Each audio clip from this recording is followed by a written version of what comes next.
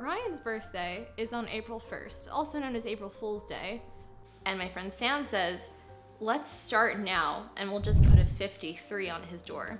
And so for every day after that leading up to Ryan's birthday, we gave him some number in some form. Most of them in the form of numbers on sheets of paper on his door, but from 53, then on to 52, 51, 50, and so on and so forth.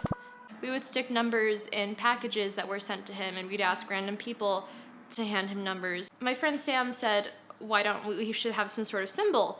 So I said pineapple. We mailed Ryan a pineapple. What we basically did is Sam had a box and printed off a mail label from the internet. And I worked in the Goddard mail office, so what we did is we put the fake label on the package. I logged it in, and so when Ryan got it, it just said like a random address, and the system emailed him like it emails all of the residents about their packages, but then it was just inexplicably a pineapple.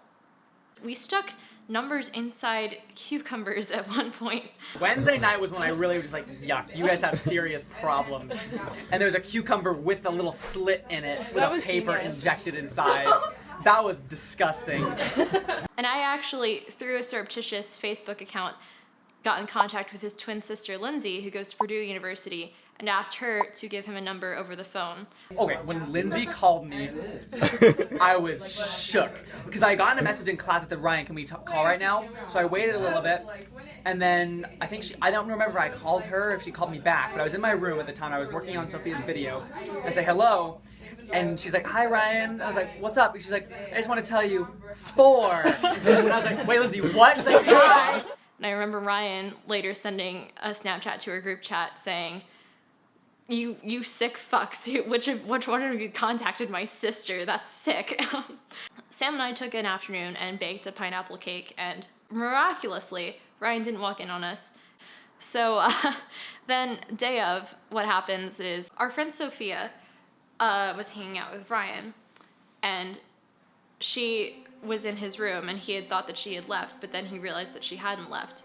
She blindfolded him, stuck like Beats noise-canceling headphones on him, and she calls an Uber, puts him into the back of an Uber, and drives him to the restaurant where we were all waiting for him. And it was a nice Indian restaurant, and a lot of us were sitting down and eating dinner, and that was what Ryan thought the plan was. Meanwhile, back at Goddard, Sam and some other people, along with Ryan's roommate, were in Ryan's room, wrapping everything he owned in aluminum foil and saran wrap, and waiting there with a bunch of cans of silly string. If you look over to my left, this is the work I have done so far. Covered every item. Your masterpiece. And also the pictures as well. So that happened. That's what I've contributed. So we were eating, and I was, having a good time, but also constantly updating Sam with texts being like, all right, we've just ordered, the food just arrived, we've just gotten the check. And also towards the end of our meal, I handed the manager one of the last numbers, and the manager handed that to Ryan as he handed us the check. And Ryan was a little bit freaked out because I think he thought by that point that was the prank and that it was over. There was a letter written on the back of that number. I am a little bit hazy of the exact contents, but I believe it just said, I'll be waiting for you at Goddard from Pineapple, or something to that effect. Then we all get on the subway and we head back downtown.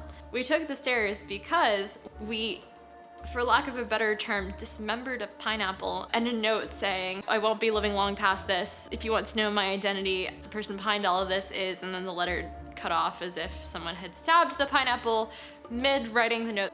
Then we continued up to the 7th floor. He opens the door to his bedroom and is met with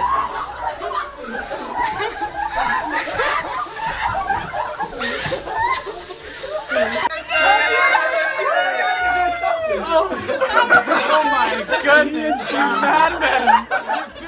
So after Ryan had recovered from his bout of silly string attacks, he got up and realized that everything in his room was completely covered in saran wrap and or aluminum foil. We were in his room, and that's when we gave him the cake, which had the very last number 1 on it. So that night, around 1 or 2 a.m., I snuck up to the 7th floor and I stuck a big old 364 on his door, and that was the final cherry on top of the sundae. That was Ryan's birthday. 2018.